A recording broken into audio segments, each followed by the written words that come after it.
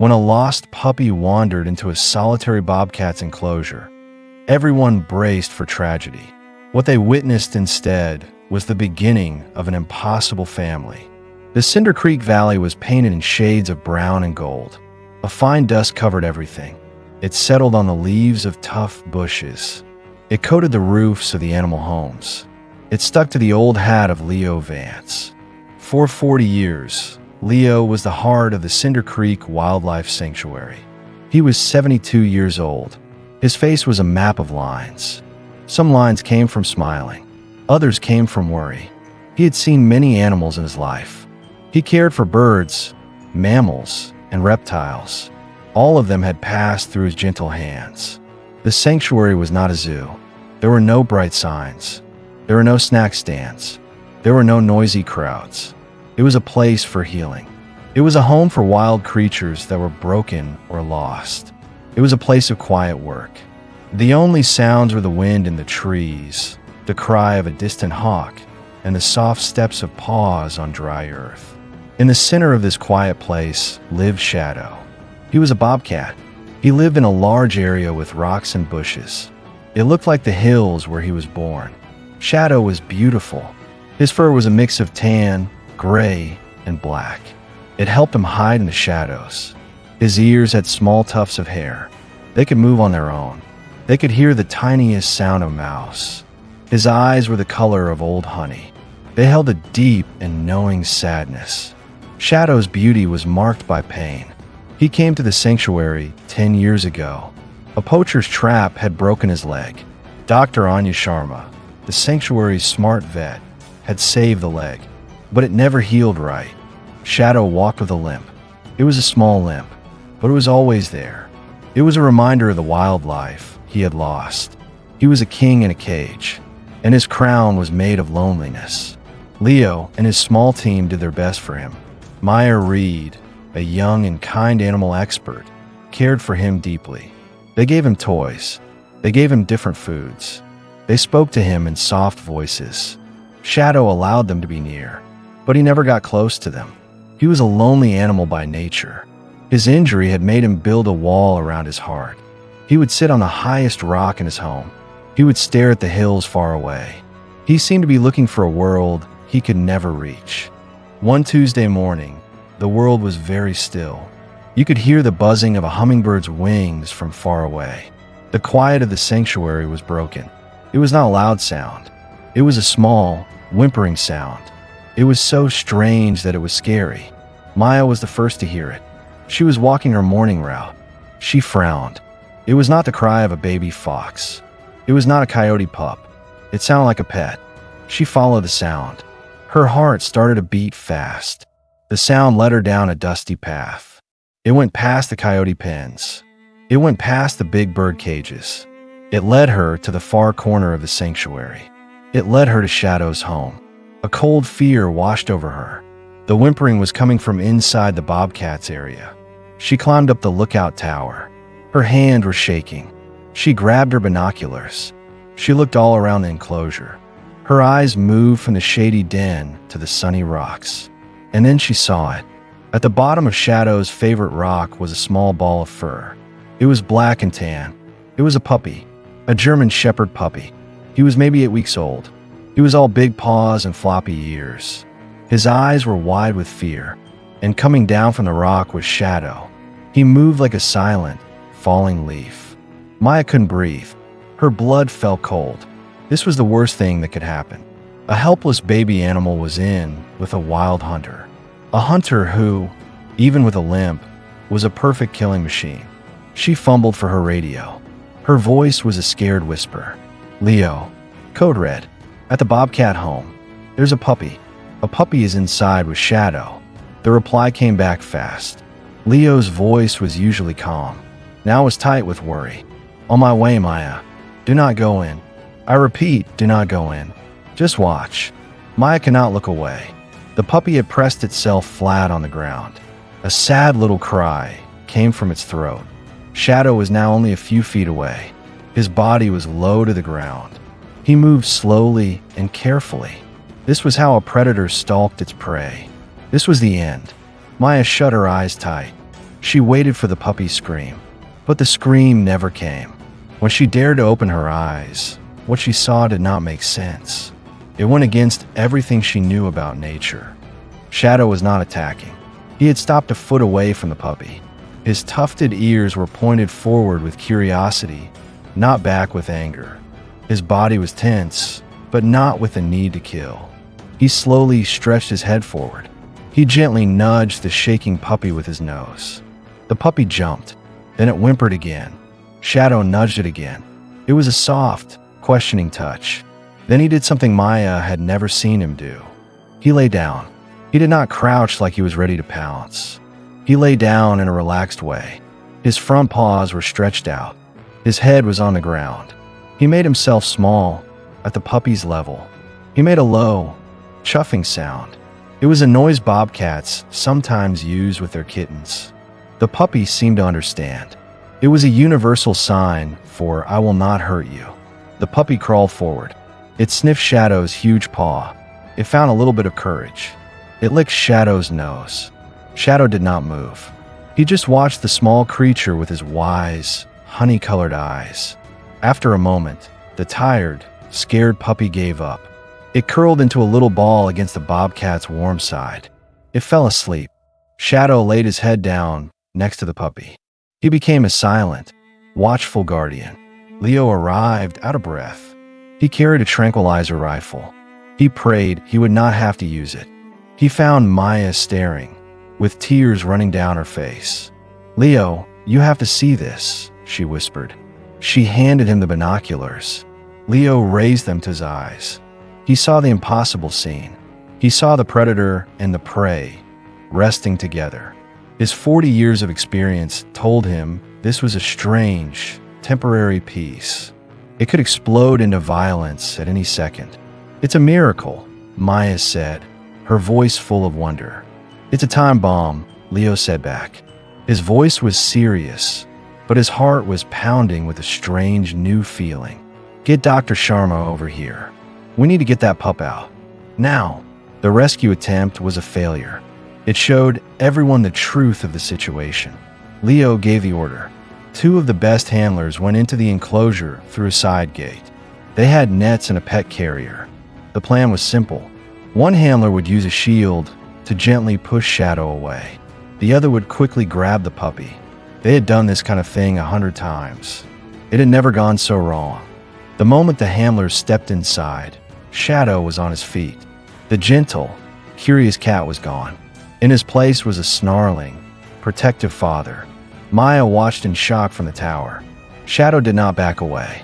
He stood over the sleeping puppy. He completely covered it with his body. A low growl came from deep in his chest. It was a sound you could feel in the ground. His lips pulled back to show his long, sharp teeth. When one handler took a small step forward, Shadow swiped the air. His claws came out. He was incredibly fast and deadly. He left a deep scratch in the handler's plastic shield.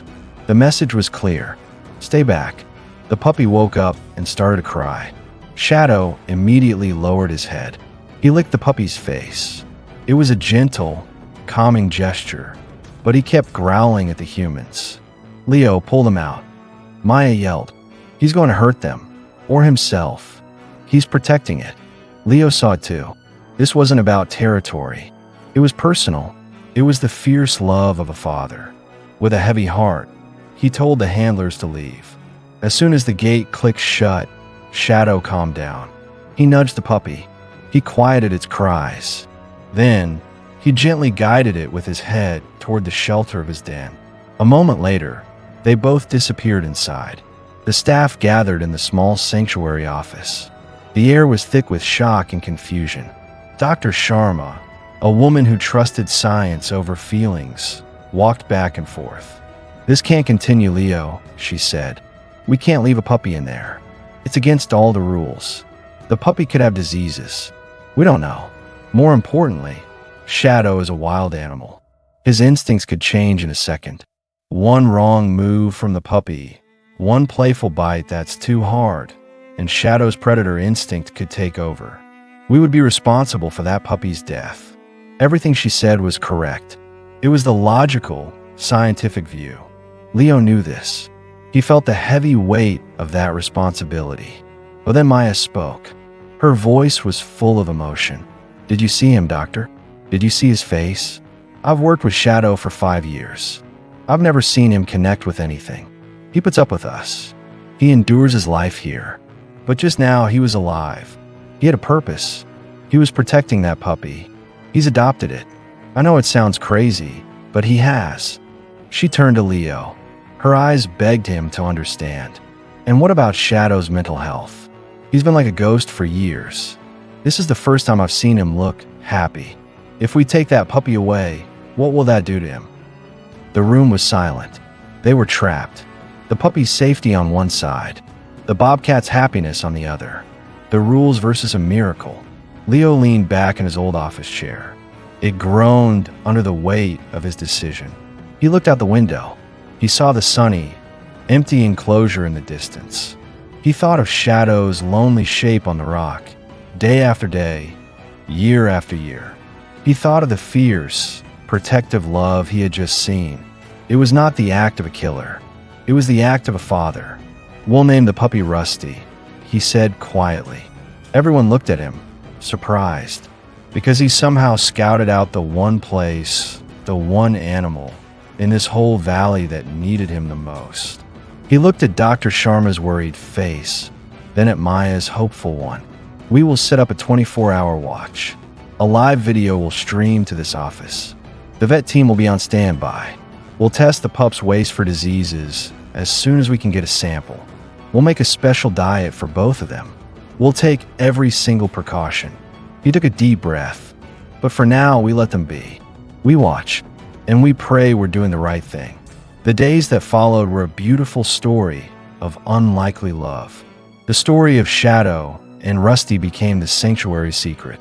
It was a fragile miracle they guarded with all their hearts. The live video in Leo's office was watched constantly by the small team. They watched, amazed, as an old, limping bobcat taught a clumsy puppy how to be a cat. Shadow was a surprisingly patient father. He would let Rusty climb all over him. The puppy would nip at his tufted ears and bat at his short tail. When Rusty's playing got too rough, Shadow did not bite or scratch back. He would gently pin Rusty with a large paw. He would hold him there until the puppy calmed down. Then he would let him go with a little lick on the nose, as if to say, "That's enough." He taught Rusty how to stalk. A big, goofy German Shepherd puppy trying to copy the silent grace of a bobcat was a funny and heartwarming sight. Rusty would bunch up his back legs, wiggle his whole body, and then jump. He would land with a loud, clumsy thud. Any real prey would have been scared off for miles. Shadow would watch with a look that seemed like amusement. Then he would show him again, a silent master teaching his student. In return, Rusty taught Shadow how to play. He brought a happy, loud energy to the quiet home. He would find sticks and drop them at Shadow's paws. He would look up with hopeful eyes. Finally, the bobcat would pretend to be annoyed, but then bat the stick once or twice. Rusty taught Shadow the dog's signal for "let's play." It's a low bow. The bobcat seemed to understand. Sometimes, he would even try a clumsy version of his own. The way they slept together touched everyone's heart. Every night, they curled up together in the den. The tiny puppy was snuggled against the bobcat's warm belly. Rusty's little body would rise and fall with Shadow's steady breath. As Rusty grew, their sleeping positions changed, but they were always close. Soon, a tall, teenage dog was snuggled up against a full-grown bobcat. Rusty's long leg was often draped over Shadow's back, like a protective arm. Dr. Sharma's team got the samples they needed. Rusty was perfectly healthy. He was just a lost, hungry puppy who had probably wandered away from a nearby farm. They made a clever feeding system with 2 separate bowls. Shadow, surprisingly, respected it. This made sure Rusty got the special puppy food he needed to grow strong. As Rusty changed from a round puppy into a handsome, strong young dog, a new problem appeared. He was now much bigger than his adoptive father. His young energy seemed to have no end. Shadow, however, was getting old. He was slowing down. Their games of chase became one-sided. Shadow would often go to his rock to rest. He would watch as Rusty ran happy circles around the enclosure. The love was still there. You could see it in every shared look and gentle nudge. But the staff knew they had to have a difficult talk. The sanctuary was not the right place for a large, healthy dog to live his whole life. It was not fair to him. He needed more space. He needed to be with other dogs. He needed a job, a purpose, beyond being a Bobcat's friend. The idea of separating them broke the hearts of the staff. They had all grown to love the strange pair. It was Maya who found the answer. Her grandmother had recently moved into a home for elderly people called the Haven. During a visit, Maya saw a therapy dog making its rounds. She saw the great comfort and joy the dog brought to the residents. Their faces lit up. They would talk to the dog and stroke its fur. For a few moments, their loneliness and pain seemed to disappear. And she thought of Rusty. He had been raised with quiet gentleness by the old, patient Shadow. He was used to moving slowly. He knew how to be a calm friend. He had a deep kindness that came from his strange childhood. He had learned the art of quiet companionship. She told Leo her idea. Her voice trembled a little. He's a therapy dog, Leo. He's been training for it his whole life. We just didn't realize it. He learned how to be gentle and comforting from Shadow. He could bring so much happiness to people. Leo listened. He looked at the video screen. Rusty, now a magnificent dog, was resting his head on Shadow's side. Separating them felt like tearing one soul into two. But Maya was right. Rusty deserved his own life. The powerful love he had received in this place was too big to be kept here. It needed to be shared. The director of the Haven, a kind woman named Mrs. Davis, was not sure at first. A dog raised by a bobcat? It sounded like a crazy story. But then Leo and Maya showed her the videos. They showed her Shadow's gentle care. They showed Rusty's patient friendship. They showed the clear bond of love between two impossible friends. Mrs. Davis was moved to tears. She agreed to let them try it. The day they took Rusty from the enclosure was one of the hardest days at the sanctuary. There was no way to explain it to either of them. Rusty whined, confused, as Maya clipped a leash to his collar for the first time. Shadow paced back and forth. His sad cries echoed across the valley. It was a sound of pure heartbreak and loss. As the van pulled away, Rusty pressed his face against the back window. His eyes were locked on the frantic Bobcat, who grew smaller and smaller in the distance. The entire staff felt like they had done a terrible thing. Rusty's first few days at the Haven were hard. He was quiet and sad. He clearly missed his friend. He would lie by the door of his room, waiting. The residents were patient. They would sit with him. They would talk to him. They did not ask for anything. An old man named George, a retired army officer who rarely spoke, began to visit him every day. He did not try to pet Rusty. He just sat in a chair next to him and read the newspaper out loud. On the third day, Rusty let out a deep sigh. He got up, walked over to George, and rested his head on the old man's knee. George stopped reading. His wrinkled hand came down to stroke Rusty's head. A single tear rolled down the old soldier's cheek. From that moment, Rusty began his true work. He was not just a dog. He was a vessel for the love he had been given. He seemed to know who needed him most. He would lie quietly at the feet of a woman who was sad about her late husband. He offered a silent, warm comfort. He would push his ball into the hand of a man recovering from a stroke, encouraging him to move. He would sit patiently while a woman with Alzheimer's disease told him stories about a dog she had as a little girl. She could not remember her own children's names, but she remembered the feel of a dog's soft ears. He took in their loneliness, their pain, and their memories. In return, he gave them the pure, unconditional love he had learned from a wildcat in the Cinder Creek Valley. He became the heart of the Haven. But the story does not end there. Because a love like that does not end. It just changes its shape. Leo had made a promise. Every Sunday, Maya would drive the sanctuary's van to the Haven. Rusty, who now seemed to know the routine, would be waiting by the door. His tail would thump a happy beat on the floor. He would jump into the van. They would make the trip back to the dusty sanctuary, back to the place of his strange and wonderful childhood. The moment he was let out of the van, he would race toward the Bobcat's home. And inside, Shadow, who had been waiting all morning, would be at the fence. When the gate was opened, their reunion would bring tears to the eyes of anyone who saw it.